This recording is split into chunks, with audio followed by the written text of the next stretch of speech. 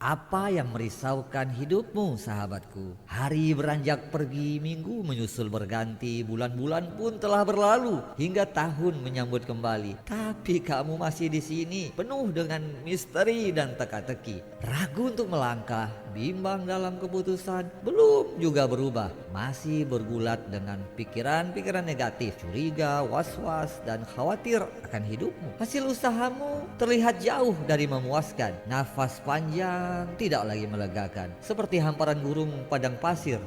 Semu kosong tanpa harapan. Raut mukamu gambarkan kerisauan yang mendalam.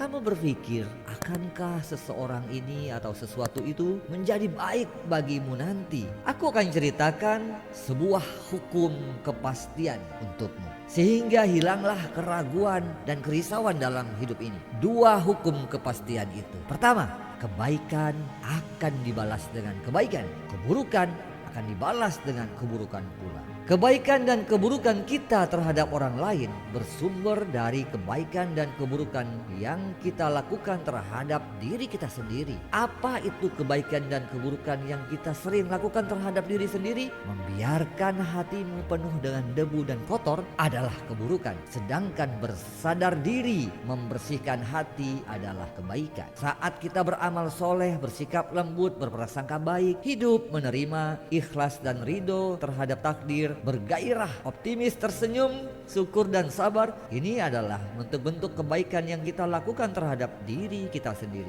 Atau saat kita bimbang, ragu, berprasangka buruk, hasut, dengki, marah, malas, bersedih, lemah, dendam dan kecewa. Ini adalah sifat-sifat buruk yang ada pada diri kita sendiri. Sehingga dengan kedua sikap hati ini, fenomena kehidupan yang datang akan berbuah hasil sesuai dengan penerimaan sikap hati kita.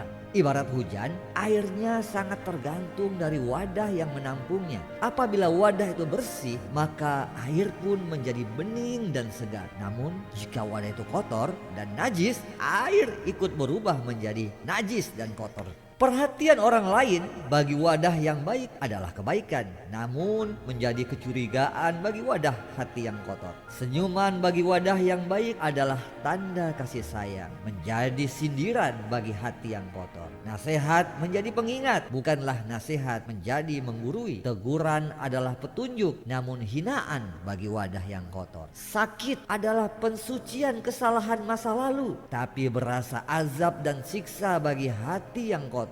Sedekah adalah investasi besar menguntungkan, tapi bermakna kehilangan bagi hati yang bakhil. Belajar adalah cahaya hati dan petunjuk kebenaran, tapi melelahkan bagi hati yang malas. Hidup adalah potensi kebaikan dan mati adalah berakhirnya segala keburukan. Namun bagi wadah yang sakit, hidup menjadi ajang ketamakan, kematian sangat menakutkan. Waktu luang menjadi kebaikan, saat sempit menjaga sikap dengan kesabaran. Sedangkan hati yang lemah, waktu luangnya penuh kesia-siaan, saat sempit merana tak berkesudahan. Sahabatku, keadaan di luar kita, seluruh fenomena kehidupan, kita tak berkuasa untuk mengendalikannya. Karena itu bukanlah urusan kita. Kita pun tak layak untuk menyibukkannya. Tapi saat fenomena itu terjadi dalam hidup kita, maka penerimaan kita adalah tanggung jawab kita sendiri. Damai dan perang silih berganti, musim kering dan hujan berbagi-bagi, siang dan malam sebagai bukti, hari-hari pun berlalu dan pergi.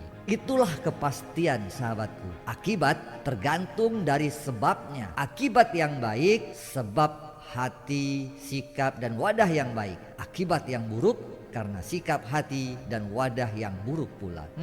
Bersikap dan berhati baik, kebaikan itu adalah hadiahnya. Mari kita perbaiki sekarang juga yuk. Buang semua sifat-sifat dan sikap negatif itu, ganti dengan positif. Kebaikan dimulai dari hati yang baik, pikiran yang baik, ucapan yang baik, tindakan yang baik, dan akan menjadi nasib yang baik. Sedangkan keburukan, kamu sudah tahu kan jawabannya? Jangan merisaukan akibat yang pasti, tapi risaulah jika perjalanan kita, sikap dan keputusan kita bertolak balik dari rumus kepastian ini. Namun kamu jangan bersedih atau berkecil hati. Selagi masih ada waktu, kita bisa memperbaiki dan membersihkan kembali wadah hati ini. Segera lakukan, belajar kembali tata hati dan pikiran.